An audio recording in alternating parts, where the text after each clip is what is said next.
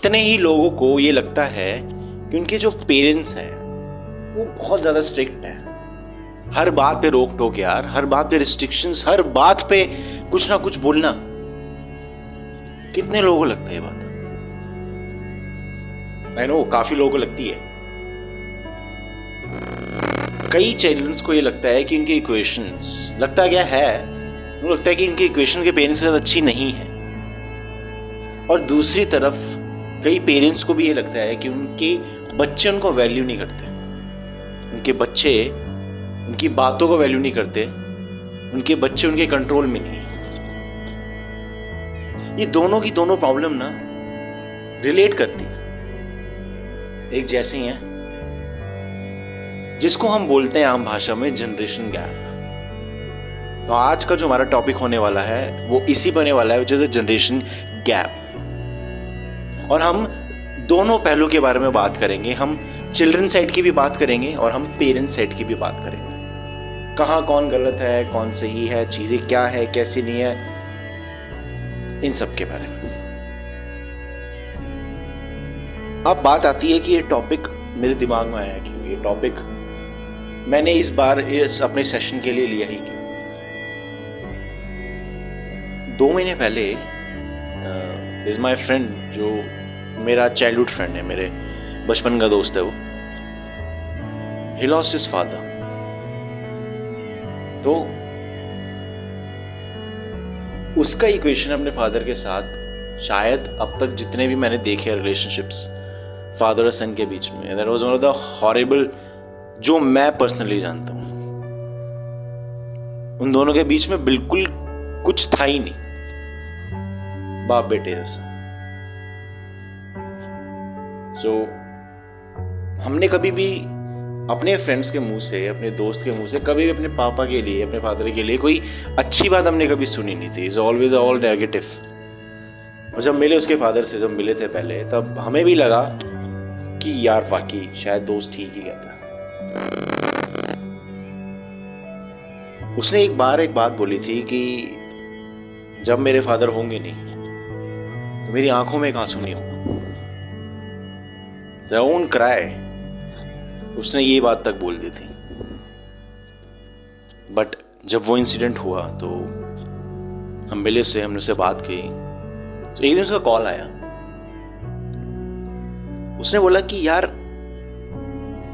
मैंने कभी सोचा नहीं था कि इस शख्स के जाने की वजह से मेरे सर से कुछ उठ जाएगा, इतना खाली लगेगा, हर घर का हर कोना ऐसा लगता है कि कुछ कमी है। सब बदल गया और कुछ भी पहले ऐसा रह नहीं पाएगा। So I'm feeling that I'm lost something which was within me। मेरे अंदर से कुछ चला गया। सर पे छत थी यार, चली गई। ये फीलिंग्स आना बहुत आम बात है, खासकर इस तरीके के रिश्तों में जहां लगता है कि दो लोगों के बीच में अंडरस्टैंडिंग्स है नहीं। आज की जनरेशन में, मॉडर्न टाइम में, फास्ट मूविंग वर्ल्ड में, जहां पेरेंट्स के पास बच्चों के लिए वक्त नहीं है, बच्चों के पास पेरेंट्स के लिए वक्त नहीं है, ऐसे माहौल में एक दूसरे की जरूरत खत्म करते जा रहे हैं हम लोग। और जब एक्चुअल में साथ छूट जाता है तब एहसास होता है कि यार कुछ कमी है जो अब रह गई और हमेशा रहेगी, जिसकी कभी पूरी कभी हो नहीं सकती। तो जब ये इंसिडेंट हुआ ना, तब आई रियलाइज कि ये जो टाइम चल रहा है, जो वक्त चल रहा है, ये जो मॉडर्न एरा है, so called modern era practical लोगों का, यहाँ पे कहीं ना कहीं इमोशंस, अटैचमेंट है, लेकिन वो उस मोमेंट पे बाहर निकलते हैं जब चीजें बसती नहीं है। हम सभी प्रैक्टिकल होते जा रहे हैं टाइम टू टाइम के साथ, लेकिन जब ये ब्लड रिलेशंस की बात आती है, पेरेंट्स और चिल्ड्रन की, यहां इमोशनल डिटैचमेंट जो आज होता जा रहा है, ये जनरेशन गैप, आज से 30 साल पहले, 40 साल पहले हम इस तरह की चीजें आमतौर पे नहीं सुनते थे।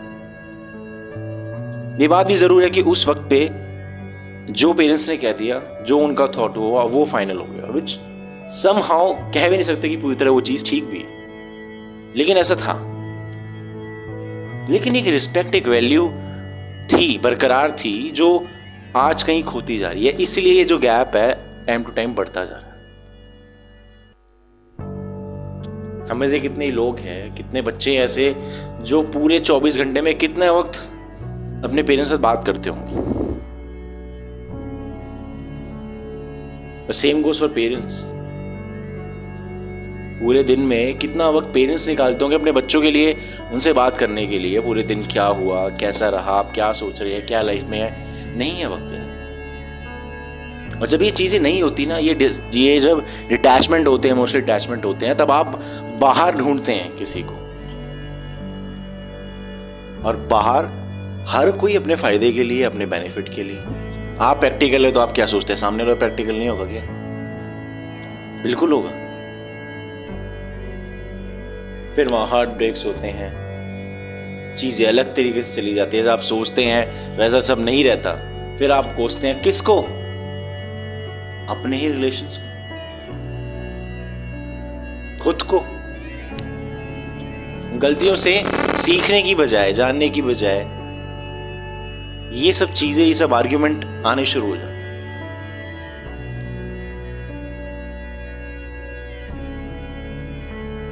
रिस्ट्रिक्शंस लगना, रोक टोक होना, ये इसका मतलब ये नहीं कि आपकी फ्रीडम छीनी जा रही है। अगर आप पेरेंट्स के पॉइंट ऑफ व्यू से सोचते हैं, if parents are doing something like this, उनका क्या बेनिफिट है इसमें? दे जस्ट वांट कि कुछ बुरा ना हो जाए, कुछ गलत ना हो जाए, इसलिए वो चीजें होती है। ये फ्रीडम कट करने के लिए नहीं होता है। अगर आप पेरेंट्स पॉइंट ऑफ व्यू से सोचते हैं तो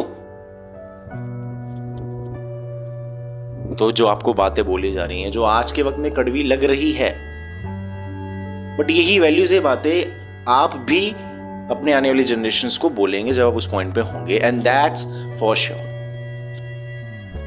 ये हकीकत है। तो जो रोक टोक है, ये रिस्ट्रिक्शंस है, सो कॉल्ड रिस्ट्रिक्शंस है, ये सब याद आएगा जब वो रोकने टोकने वाले आसपास नहीं होंगे। वो ताने, वो बोलना, सब फिर दर्द देगा आपको, पेन देगा। तो चीजें सब ऐसी होंगी नहीं। वो एक दिन के लिए, 2 दिन के लिए, हफ्ते के लिए आपको बड़ा मजा आएगा। चलो यार, नहीं बोल रहे ना, बढ़िया है, उन्होंने बोल दिया कि अब तेरे से कुछ बोला ही नहीं करेंगे, अब नहीं, मजा आ रहा है। एक हफ्ते बाद आपको लगेगा यार नहीं चल रहा है वैसे कुछ। ये चीज होती है। और दूसरी तरफ जब हम पेरेंट्स की बात करते हैं, पेरेंट्स अपने बच्चों को क्या सिखाते हैं, ये बहुत मैटर करता है। उनकी पोजीशनिंग क्या होने वाली है इन अ कमिंग डेज अपने बच्चों की नजरों में, वो डिपेंड ये करेगा कि आप चाइल्डहुड में बच्चों को वैल्यूज क्या दे रहे हैं, आप वर्थ क्या दे रहे हैं। आप सिर्फ ये सिखा रहे हैं कि सिर्फ और सिर्फ अपने आप को देखो, दूसरे को मत देखो।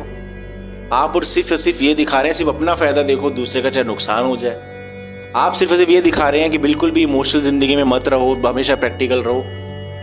तो ये सब चीजें किस पे बैकफायर होंगी? आपके खुद के ऊपर।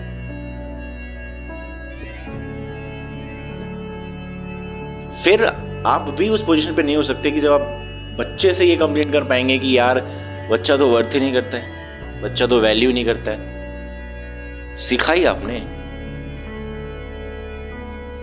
और रिस्ट्रिक्शंस या फिर रोक टोक लगाते लगाते कहीं आप सही में उन बच्चों की फ्रीडम तो कहीं खत्म नहीं कर रहे हो। इस बात को बोलते बोलते कि हम आपका भला चाहते हैं, कहीं वो उनकी उम्मीदें, उनकी सांसें तो नहीं घोट रहे। इसी से रिलेटेड एक इंसिडेंट था। अभी हाल ही में सब जानते हैं कि कोटा में कितने ही सुसाइड केसेस होते जा रहे हैं। द नंबर है 34 आई बिलीव, 30+। साल खत्म भी नहीं हुआ है, हाईएस्ट एवर। ऐसे ऐसे स्टेप लेने पड़ेंगे एडमिनिस्ट्रेशन को कि पंखे स्प्रिंग वाले हो, ठीक है। लाइट्स जो है उनका टाइमिंग फिक्स कर दिया कि इस टाइम पे लाइट ऑफ नहीं होनी चाहिए। इसे काफ़ी सारी चीज़ें इम्प्लीमेंट कर दी है, सोच के अजीब लगता है ये क्यों हो रहा है, किस लिए करना पड़ रहा है। अगर बच्चे भी वो कदम उठा रहे तो क्यों उठाने पड़ रहे हैं? तो कहीं सपने पूरे करते करते बच्चों के नाम पे कहीं वो सपने अपने तो नहीं पूरे हो रहे हैं। जो चीजें आप सोच रहे हैं कि ये बच्चा कर जाए,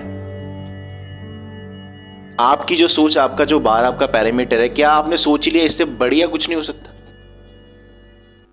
तो आपने सोचने समझने की शक्ति कहीं कुछ ज्यादा ही भला करने के चक्कर में खत्म तो नहीं कर दी बच्चों की।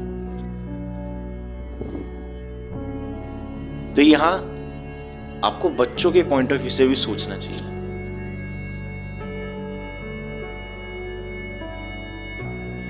ये दुनिया में, लाइफ में हम सभी चाहते हैं कि जो भी हमारे एसोसिएट्स है वो बहुत बढ़िया करे, बेस्ट करे अपनी लाइफ में। लेकिन वो बेस्ट करते करते करते कहीं वो घुटन तो नहीं बन रहा है उन लोगों के लिए जिनका हम भला करना चाहते हैं। क्या फायदा ऐसे भले का जब वो साथ में नहीं होगा?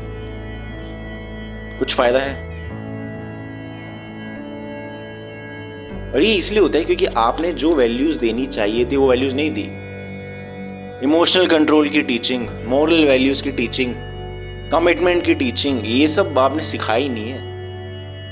आपने सिर्फ बॉर्नविटा दिए हैं, किटकैट दिए हैं, कुरकुरे दिए हैं, और क्या है। 18 का हुआ तो गाड़ी पकड़ा दी, 16 का था तो स्कूटी पकड़ा दी, कॉलेज गया तो फोन पकड़ा दिया। ये सब चीजें दे देने से ये रिस्पॉन्सिबिलिटीज पूरी हो गई। अगर आपकी वर्थ अगर नहीं हो रही है, जो आपको लगता है, वो इसलिए नहीं हो रही है क्योंकि आपने किसी और की भी वर्थ करनी शायद सिखाई नहीं, इसलिए वो वर्थ नहीं हो रही है। तो इसलिए जो गैप है between parents and children, it is not because of the emotional detachment. वो इसलिए नहीं है कि इमोशंस नहीं है दोनों के बीच में, इसलिए नहीं है कि वो सही टाइम पे सही जगह पे यूज करने आते नहीं है, या बाहर निकालने आते नहीं है, शो करने आते नहीं है। हम अपने दिमाग में एक फेक प्रैक्टिकल इमेज बना चुके हैं जिससे हमें लगता है कि कोई भी रिश्तों के मायने है ही नहीं।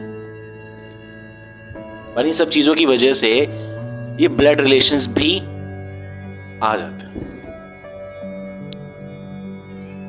कोई भी पेरेंट्स नहीं चाहेंगे कि उनका बच्चा उनसे ही डिटैच हो जाए, उनके लिए एक इमोशनल सपोर्ट, मॉरल सपोर्ट ना बने वो। लेकिन याद कीजिए वो पलों को, उसकी अपब्रिंगिंग को, कहां कहां आपने उसको ये चीजें बताई, कहां कहां आपने उसको ये चीज सिखाई? नहीं सिखाई।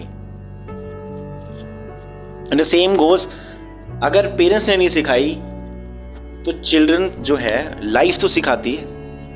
हम एग्जांपल्स देखते हैं, बाहर देखते हैं, तो हमें तो रियलाइज होना चाहिए, पता होना चाहिए लाइफ के साथ साथ कि हर चीज की, हर रिश्ते की अपनी एक अलग वर्थ, अपनी एक वैल्यू है।